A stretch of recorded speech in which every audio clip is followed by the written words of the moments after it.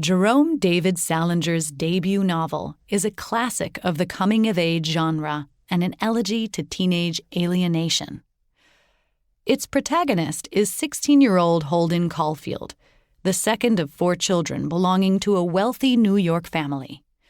Intelligent, cultured, and attractive, there is, nonetheless, something that makes young Holden feel uneasy about his life. The short novel recounts the few days he spends in the big city after being suspended from boarding school. Nothing much actually happens in the novel. However, it is precisely in this nothingness that the protagonist wages an inner war between the man he is to become and the child he still is. On one hand, he can't stand the phonies around him of his own age, but neither can he stand the hypocrisy of adults.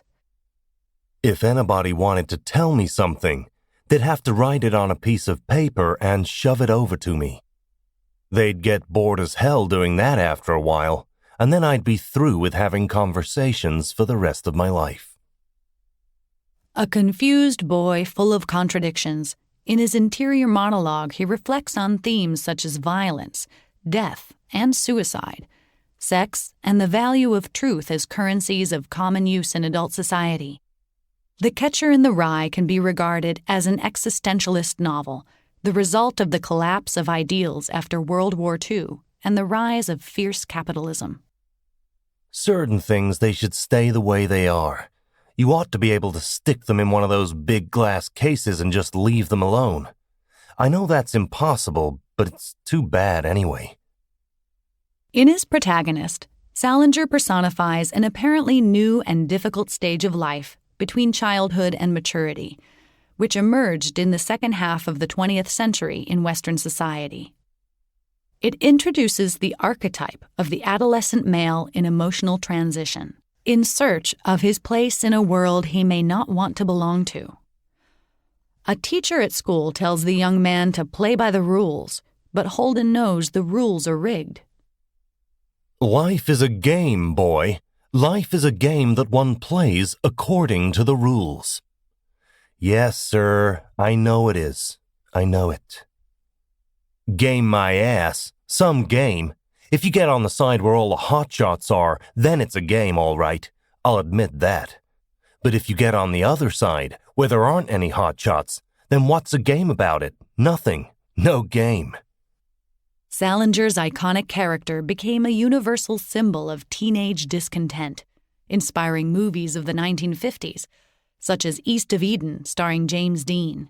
However, the book was also cited as an inspiration for degenerate and even murderous behavior. Mark David Chapman thought he read in the nihilism of the book a reason to kill John Lennon in 1980, and even blamed it for his actions. As such, even decades after its publication, The Catcher in the Rye remains a controversial book allegedly loaded with homicidal symbolism.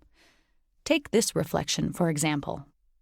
If you're supposed to sock somebody in the jaw and you sort of feel like doing it, you should do it. I'm just no good at it, though. I'd rather push a guy out the window or chop his head off with an axe than sock him in the jaw. I hate fist fights.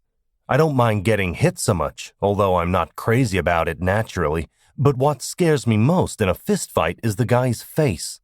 I can't stand looking at the other guy's face is my trouble. However, while the protagonist does state early in the novel that he puts on a red deerstalker hat to shoot people, violence is used in the book as a means to show the anger and despair of the character, and not suggest it as an effective solution. More recent interpretations have focused on Salinger's book as an expression of the trauma of the Second World War, in which the author fought, of a toxic masculine culture, and of male depression. Its greatest achievement, however, remains that it is the first nuanced portrait of adolescence made in literature. In the first place, I'm sort of an atheist. I like Jesus and all, but I don't care too much for most of the other stuff in the Bible. Take the disciples, for instance. They annoy the hell out of me if you want to know the truth. If you want to know the truth, the guy I like best in the Bible, next to Jesus, was that lunatic and all, that lived in the tombs and kept cutting himself with stones. I like him 10 times as much as the disciples, that poor bastard." In 1965, Salinger isolated himself in a cabin in Cornish, New Hampshire, building a halo of mystery around his work, which totaled 3 short novels plus a collection of stories. Rumor has it that Salinger, before his death in 2010, amassed thousands of pages of writing belonging to manuscripts that never saw the light of day.